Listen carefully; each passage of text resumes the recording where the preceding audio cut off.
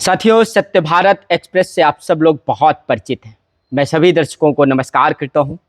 हमारा मुलाकात का कार्यक्रम एक लंबी यात्रा की ओर आगे बढ़ चुका है।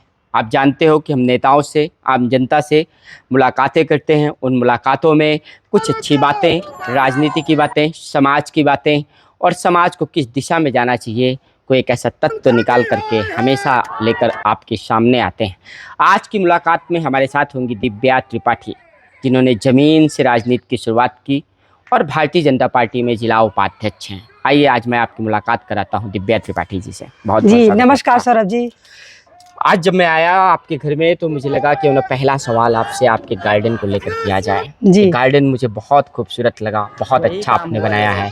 तो ये प्रेरणा कैसे मिली आपको? जी, मैं शुरू से ही, बचपन से ही प्रकृति प्रेमी हूँ और मुझे पौधों से, जल से, ये सब चीज़ों से मुझे बहुत लगाव है। घर तो देखिए सभी बना लेते हैं, लेकिन घर बनाने के साथ यदि गार्डन बना लिया जाए, इसकी हरियाली देख के आंखों में ताजगी मिलती है और एक खुशी का संचार होता है पूरे मन में। यदि आपको कभी टेंशन भी हो ना और आप इन हरे भरे पौधों को देखें, इन देखिए गुलाबों को देखें, गुलाब देख के अपने आप इसमें बच्चों सा प्रेम आता है और बहुत ही अच्छा फील होता है। इसलिए मैं घर से ज़्यादा इम्पोर्टेंस पौधों को देती हूँ, गार्डन को देती हूँ और चाहे सभी से, दुनिया में सभी से अपील करती हूँ कि हर कोई वृक्ष जरूर लगाए। एक वृक्ष अपनी माँ के नाम, एक वृक्ष अपने बच्चों के नाम जरूर लगाए और ये वृक्ष जैसे ही बढ़ते हैं ना तो एक मन में खुशी का संचार होता है और भगवान की कृपा भी बनती है। मुझे तो लगता है औरा का निर्माण होता है। जी जी बिल्कुल होता है, बिल्कुल एक औरा का निर्माण। जैसे जैसे वृक्ष बढ़ता है ना तो ऐसे लगता है जैसे भगवान हमारे साथ, उसकी कृपा बरस रही है हम पे और एक खुशी होती है। हम भी बढ़ते, जैसे वृक्ष बढ़ता है वैसे ही लगता है भगवान का आशीर्वाद बढ़ रहा है, बच्चों पर कृपा भगवान की हो रही है, क्योंकि ये प्रकृति ही भगवान है।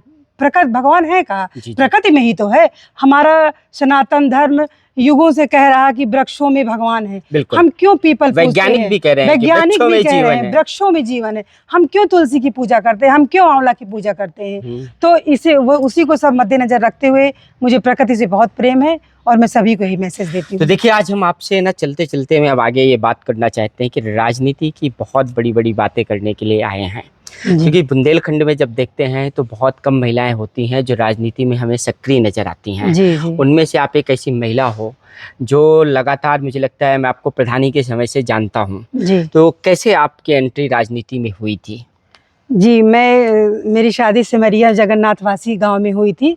वहाँ से जब मैं लोगों की गांव की समस्या देखती थी, नालियाँ नहीं है, मेन पीने का पानी नहीं है, तो मुझे लगा कि कुछ मैं इनके लिए कर सकती हूँ। तब तक बच्चे भी बड़े हो गए थे। मुझे लगा कुछ गांव वालों के लिए, कुछ महिलाओं के लिए, स्पेशली महिलाओं के लिए। गांव में इतना नशे का पूरा माहौल बना हुआ था, छोटे छोटे बच्चे नशा कर रहे हैं, पुड़िया खा रहे हैं और माएँ भी करती थी। तो मुझे लगा अगर कुछ मैं किसी पद में आकर कुछ इन लोगों को समझाऊंगी, सलाह दूंगी तो हो सकता है ज्यादा असरदार, प्रभावशाली होगा।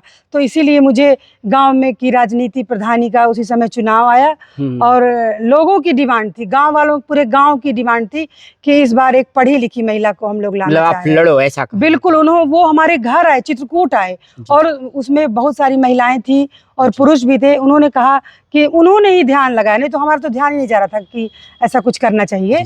प्रधान मुझे रहा था मैं ऐसे ही उन लोगों के लिए कुछ कर सकती हूँ और सभी महिलाओं का मुझे आशीर्वाद मिला, पुरुषों का आशीर्वाद मिला। उन्होंने कहा ये हमारी गांव की बहू है और हम अपनी बहू को जिता कर ही रहेंगे और उन्होंने मुझे सपोर्ट किया, वोट भारी वोटों से आप जीती। जी जी, बम्पर वोटों से जीते थे और जबकि विपक्षी बहुत मजबूत था। उस मजबूती जम के सोच लीजिए, था तो गांव लेकिन लड़ाई बहुत तेज, युद्ध स्तर पे थी जी। तो लेकिन कभी घबराई होंगी, बिल्कुल घबराए होंगे। ये क्या हो रहा है, चुनाव आयोग बदमाशों का भी उनसे मिले, जो विपक्षी थे वो बदमाशों। पहले चुनाव में आपको बदमाशों से भी लड़ना जी जी, बारे उस टाइम पे आप पेपर आप देखेंगे, मेरी इतनी सारी कटिंग, मुझे बहादुरी का पुरस्कार भी मिला था। उस टाइम पे पूरी पुलिस की टीम 2 जिलों की, चित्रकूट और बांदा की पुलिस हमारे गांव गई थी। अच्छा, जी जी, क्योंकि गांव के चुनाव में 2 जिलों की दो पुलिस। जिलों की पुलिस गई थी। मेरे पास उनके फोटोज भी हैं और पेपर की कटिंग भी है। अच्छा। उनको मतलब बदमाश इतना परेशान कर रहे थे, तो वो लोग मैं गई थी उनकी FIR करने, सारी पुलिस हमारे गांव आई थी। उस टाइम पे सिर्फ अकेली महिला पूरे, इसीलिए गांव के लोगों का हौसला बढ़ा कि 2 जिलों की टीम का नेतृत्व कर रही है और अकेली महिला ये पुलिस। गांव के लोग डर गए थे, सब थोड़ा अंदर हो गए। अच्छा। फिर अकेले मैं उनसे बात करती रही और सब कुछ बताती रही। फिर वो चुनाव आयोग की पूरी पुलिस थी, वो टीम थी। तो पहले ही चुनाव में मतलब आपने इतना कुछ सामना कर लिया। जी जी जी, बहुत बहुत सामना किए, बहुत मतलब एक लक बड़ा जबरदस्त आप करा कि जीत भी गई, नहीं तो कभी कभी होता है आदमी हार जाता है, निराश हो जाता है। बिल्कुल, बहुत अच्छे मतों से जीते थे और सभी का सहयोग रहा, तो बहुत अच्छे मतों से उस टाइम पे। अच्छा, फिर प्रधान बनने के बाद धीरे धीरे जब आपकी समाज में सक्रियता बढ़ी, तो मुझे आज भी याद है एक कार्यक्रम था कोई, वहाँ आपकी मेरी पहली मुलाकात हुई थी। तब मैंने आपको देखा था, तो मुझे लगा था कि इन महिला में कुछ है। मैंने एक बगल में बैठे थे नेता, उनसे सवाल किया था कि ये कौन है, कहाँ की हैं। तब मतलब ये बात सामने आई थी कि आप सिमरिया जगन्नाथवासी की प्रधान हैं। और इसके बाद से आपकी सामाजिक सक्रियता को देखते हुए जब आप भारतीय जनता पार्टी में एंट्री करती हैं, तो ये कैसे हुआ कि अचानक से आपका रुझान भारतीय जनता पार्टी में हुआ? जी, मेरे सारे काम, मेरे सारे जो भी मैं काम करती थी अपने गांव के लिए, जो योगी जी 2020 में लाए हैं हर घर नल योजना, वो मैंने 16 में ही कर दिया था अपने गांव में। तो ये सारी चीज़ें करवी के लोग देखते थे, भाजपा की टीम पूरी देखती थी। मैं DM के यहाँ जाती थी, अपने गांव में नाले की व्यवस्था नहीं थी, नाला था तो वो उससे गांव वालों को निकलने में दिक्कत होती थी। तो मैं वहाँ जाती थी, तो वहाँ वो लोग सब पार्टी के लोग सब मिलते थे। उनकी नज़र पहले से ही मुझ पर थी कि ये एक सक्रिय एक्टिव महिला है, ये पार्टी के लिए कुछ अच्छा कर सकती है। जैसे मेरी प्रधानी का कार्यकाल खत्म हुआ, तो वहाँ से मुझे आया कि अगर आप चाहें तो भारतीय जनता पार्टी में काम कर सकती हैं हमारे लिए।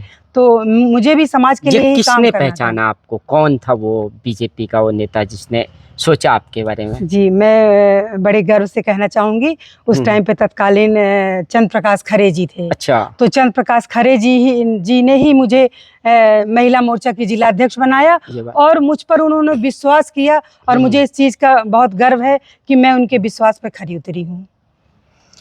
तो वहाँ से जिला अध्यक्ष जब आप महिला मोर्चा की बन जाती हैं और पार्टी में काम करने जाती हैं, तो कुछ अनुभव विशेष हुआ होगा कि कहीं पे आपको लगी होगी निराशा कि मैं यहाँ पे बहुत काम नहीं कर पाऊंगी, या उत्साह लगातार बना रहा आपका कि मतलब काम करते रहना चाहिए? देखिए, गांव की बात एक अलग थी, गांव में हम प्रधान थे तो वहाँ सब कुछ बढ़िया था। लेकिन जैसे ही धीरे धीरे समय आया और मैं जिले की ओर बढ़ी, तो देखिए महिला हूँ और राजनीति दोनों का देखिए आपस में काफ़ी बहुत ज़्यादा तालमेल नहीं है। अपने बुंदेलखंड में आपने देखा है कि महिलाएं ज़्यादा राजनीति में नहीं निकलती हैं। जी। तो उसी के हिसाब से थोड़ा परेशानियों का सामना तो करना पड़ा। अपने ही पार्टी में रहकर ही बहुत से ऐसे काम होते थे जिनको करने के लिए बहुत परेशानी होती थी। एक छोटा सा उदाहरण बताऊं, नीतीश कुमार जी जब हमारी पार्टी में नहीं थे, तो वो गठबंधन नहीं था आपके पार्टी से। गठबंधन नहीं था हमारी पार्टी से, तो उन्होंने महिलाओं के खिलाफ कुछ अभद्र टिप्पणी की थी। तो उस टाइम पे मैं सतना में थी। मुझे वहां से जिला अध्यक्ष जी ने फोन किया कि आइए और इनका नीतीश कुमार जी का पुतला फूंकना है। तो वहां से मैं अपने सारे काम छोड़ के 1 घंटे सवा घंटे में मैं करवी पहुंच गई। अच्छा। लेकिन मुझे बहुत परेशानी हुई पुतला फूंकने में। पुलिस प्रशासन ने बिल्कुल सहयोग नहीं किया और मतलब महिला होते हुए, जिला अध्यक्ष होते हुए मुझे काफ़ी परेशानियों का सामना करना पड़ा। लेकिन अंततः मैं भी अपने जिद पर अड़ी रही और महिलाओं का काफ़ी समूह था। अंत में हमने पुतला फूंका। तो देखिए, परेशानी तो होती ही है राजनीति में, ऊपर से महिला होकर परेशानियों का सामना तो करना ही करना पड़ता है। लेकिन ये है कि दिल लक्ष्य अपना। पर आपकी पार्टी में तो ये है ना कि नारी शक्ति वंदन अधिनियम लाते हैं, नारियों को बढ़ाने की बात करते हैं, तो उसके बावजूद भी अभी आपको ऐसे संघर्ष का सामना करना पड़ा एक पुतला दहन में। तो आगे आपको कोई विश्वास है इतना ज़्यादा कि आप काम करती रहेंगी और भविष्य में कुछ अच्छी जिम्मेदारियां पार्टी आपको देगी, समझेंगी? जी, भारतीय जनता पार्टी एक ऐसी पार्टी है जो कि कभी भी ऐसा नहीं है कि मतलब महिलाओं के लिए कुछ करती, वो महिलाओं के लिए बहुत सारे काम करती है। एक जो उम्मीद का दिया है ना, आदमी कहता उम्मीद पे दुनिया कायम है। उम्मीद का दिया भारतीय जनता पार्टी में हमेशा जलता रहता है। और वो पार्टी ऐसा कि कहीं से भी कहीं को किसी को भी उठाकर, अभी देखिए द्रौपदी मुर्मू जी को कोई नहीं जानता था, लेकिन आज देश के सर्वोच्च पद पर वो, पूरा देश बेशक उनको नहीं जानता था, हाँ, देश के आज सर्वोच्च पद पर बैठी हुई हैं। बहुत सी ऐसे बहुत है, बिहार में ही है तो एक मंडल अध्यक्ष को मुख्यमंत्री अपने विधायक का उनको टिकट दिया और विधायक बना दिया। जाने कहाँ से छोटे छोटे कार्यकर्ताओं पर उनकी पैनी नजर रहती है। तो मुझे पूरा विश्वास है कि वो महिलाओं के लिए भी सोचे कि हम अपना काम कर रहे हैं, बाकी उसकी तीसरी नजर भारतीय जनता पार्टी की महिलाओं पर है। और आज नहीं तो कल हमें हमारा सम्मान जरूर मिलेगा।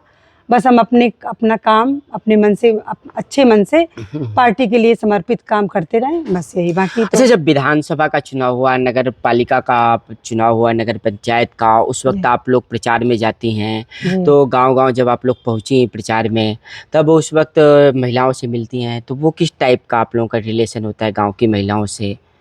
कैसे बातचीत होती है? देखिए, गांव की महिलाओं से पहली बात तो उनके पास जाकर मिलते हैं तो उन्हें अच्छा महसूस होता है, अच्छा फील होता है। उनसे एक नया रिलेशन बनता है। हम उनको बताते हैं कि हम पार्टी से आए हैं, तो वो खुशी होती है। और इसी बहाने हम लोगों का अच्छा खासा परिचय हो जाता है उन महिलाओं से।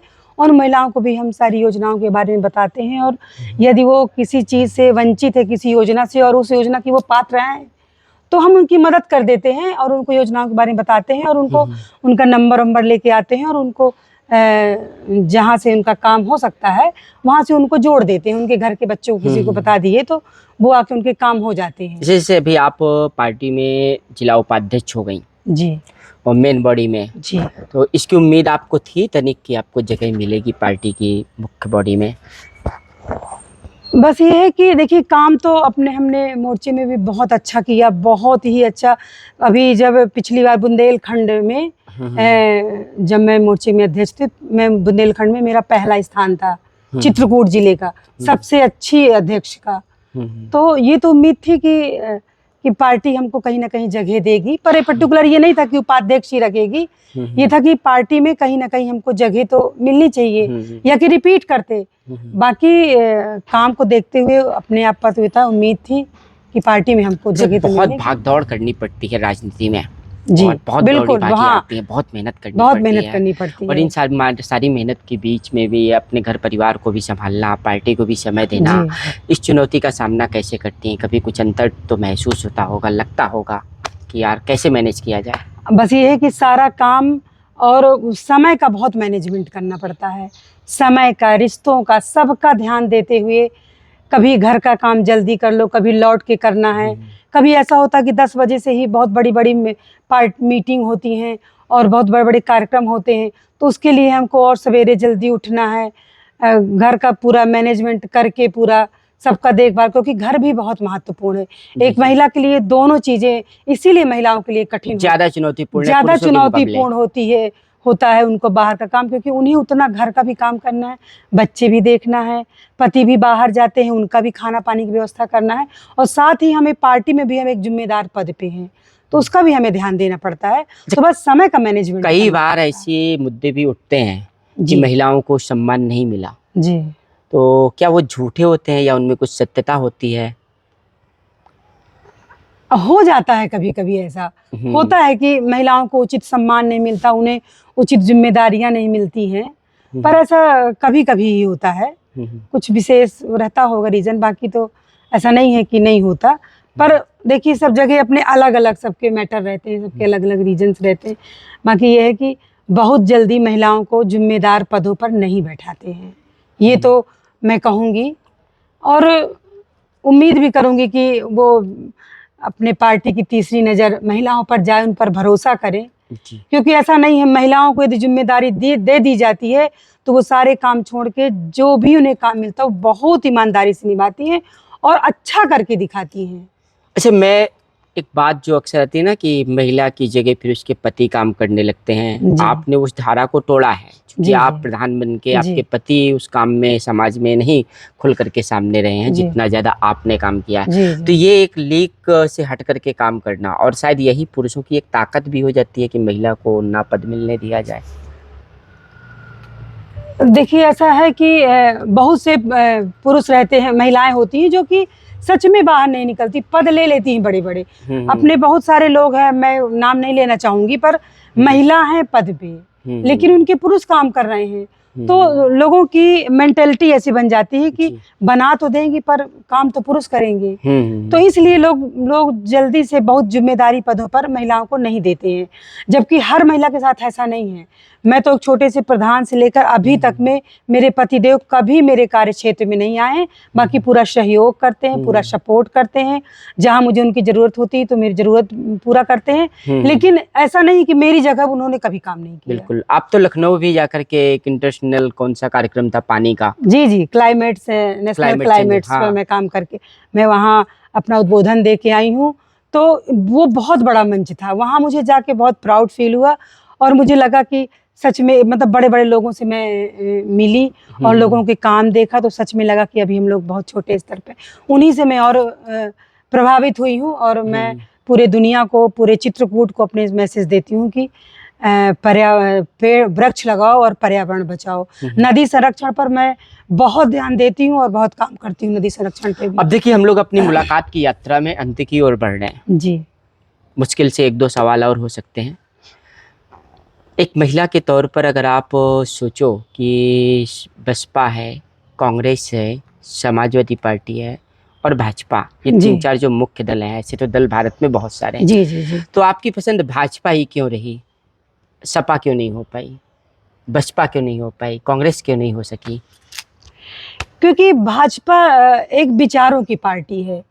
भाजपा में ऐसा है कि ऐसा नहीं है कि एक परिवारवाद चलता है, एक वंशवाद चलता। भाजपा सिर्फ एक भाजपा ही ऐसी पार्टी जिसमें मुझे नहीं लगता कि उनके बाद उनके बच्चों को मिला हो, उनकी बहू को मिला हो, ऐसा नहीं है।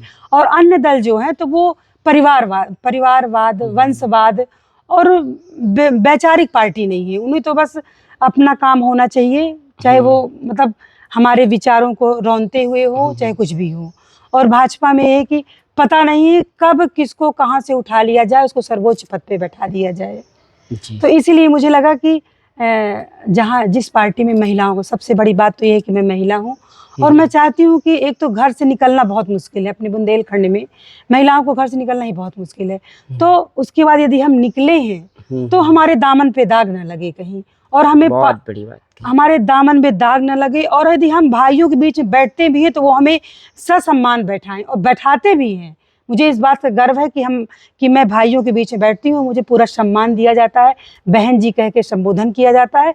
तो ये अच्छा लगता है, ये घर के लोगों को भी अच्छा लगता है कि चलो एक सम्मानजनक स्थिति पर गई है, सम्मानजनक पार्टी पे वो काम कर रही है। बाकी अगर ऐसा होता तो हाँ, अन्य पार्टियों में कहो हमारा बहुत जल्दी प्रमोशन हो जाए, पर उस प्रमोशन का क्या फायदा जहाँ अपनी खुद की वैल्यू ना हो, खुद की इज्जत ना हो। इसीलिए सम्मान के लिए सबसे अच्छी पार्टी। हाल ही में सीएम योगी आदित्यनाथ चित्रकूट दौरे पर आए थे जी। आपको सीएम योगी आदित्यनाथ की कौन सी बात बहुत अच्छी लगती है? ऐसा क्या खास है उनमें? देखिए, अपने जिले के, अपने प्रदेश के मुख्यमंत्री हैं वो, और उनका काम जो है महिलाओं के लिए, बेटियों के लिए, युवाओं के लिए सब कुछ अच्छा है। लेकिन जब वो चित्रकूट आते हैं तो वो मुख्यमंत्री बनकर कभी नहीं आते हैं, वो एक भगवान राम के भक्त बनकर आते हैं, कामतगिरी के भक्त बनकर आते हैं। और जब भी आते हैं तो कामतानाथ जी की परिक्रमा लगाते हैं। तो एक मुख्यमंत्री, मुझे नहीं लगता कि इसके पहले कोई मुख्यमंत्री आए हों और वो परिक्रमा लगाए हों। और वो एकदम उनकी रूटीन में रहता है, उनके जो शेड्यूल आता है उसमें परिक्रमा का जरूर रहता है। इसी बहाने पूरे परिक्रमा, पूरे चित्रकूट की जानकारी के लिए बता दूं, हाँ, एक ही बार लगाया अखिलेश यादव ने जी, समाजवादी पार्टी की। ये बात सच है आपकी, हाँ, कि बार बार नहीं लगाया। और अंतर सिर्फ यही है कि मुख्यमंत्री योगी आदित्यनाथ जब भी आए हैं तो कामतानाथ की परिक्रमा जरूर लगाइए। बिल्कुल सही बात है, लगाते। मैंने कहा ना कि वो मुख्यमंत्री बनकर चित्रकूट नहीं आते हैं, वो यहाँ एक भक्त बनकर आते हैं। जैसे कि दूर दूर से भक्त अमावस्या के मौके पर कामतानाथ जी के लिए, सिर्फ और सिर्फ कामतानाथ जी के लिए आते हैं, वो भी चित्रकूट आते हैं। तो यहाँ का विकास भी करते हैं और कामतानाथ जी की परिक्रमा भी करते हैं, दोनों को बैलेंस करके चलते हैं। और वो इतनी हजारों करोड़ों की योजनाएं भी देते हैं और कामतानाथ जी की परिक्रमा भी। अब आपसे सिर्फ एक अंतिम सवाल है जी, क्योंकि आपके दल का ना तो यहाँ पे विधायक है जी, और ना यहाँ सांसद है, और 2027 की चुनौती आपके सामने है। आप पार्टी की पदाधिकारी हो, जी। क्या संदेश देना चाहोगी आप समाज को कि वो आपका नेतृत्व यहाँ पुनः खड़ा हो सके, लोकल की सरकार बन सके? कौन बन सकता है विधायक? जनता से क्या कहना चाहोगी आप? जी, मैं जनता से यही कहना चाहूँगी कि अभी आपने देख लिया पिछले 5 वर्ष से कि ना हमारा सांसद है, ना हमारा विधायक है। तो क्या विकास हुआ है? आप उनसे नाराज़ थे, वो ठीक है, लेकिन क्या विकास हुआ? विकास कहाँ है? मुझे बता दीजिए। अगर आज हम अनाथ की तरह अपने ही ज़िले में अनाथ की तरह पड़े हुए हैं, ना हमारा सांसद है, ना हमारा विधायक है। कम से कम यदि वो होते तो हम अपने काम तो करवा सकते थे। हमें एक अंदर से गर्व रहता कि हमारा सांसद, हमारा विधायक है, हमारे काम करेंगे। तो यदि इस बार मैं सभी से कहूँगी किसी को भी टिकट मिले, देखिए माँगते सब कोई हैं और सबका अधिकार है माँगने का। लेकिन सिर्फ वोट अपनी पार्टी को ही देंगे, क्योंकि अब एक पंचवर्षीय में आपने देख लिया कि कुछ विकास नहीं, कोई सुनने वाला नहीं है हमारा, और हम अनाथों की तरह हैं अपने जिले में जी। तो अब आप वो सारी जनता भी समझ चुकी है, इसलिए वोट भारतीय जनता पार्टी को ही दें ताकि हमारी सरकार में और हमारी पार्टी में मजबूती आए। देखिए, आज की मुलाकात में ये थी हमारे साथ दिव्या त्रिपाठी जी।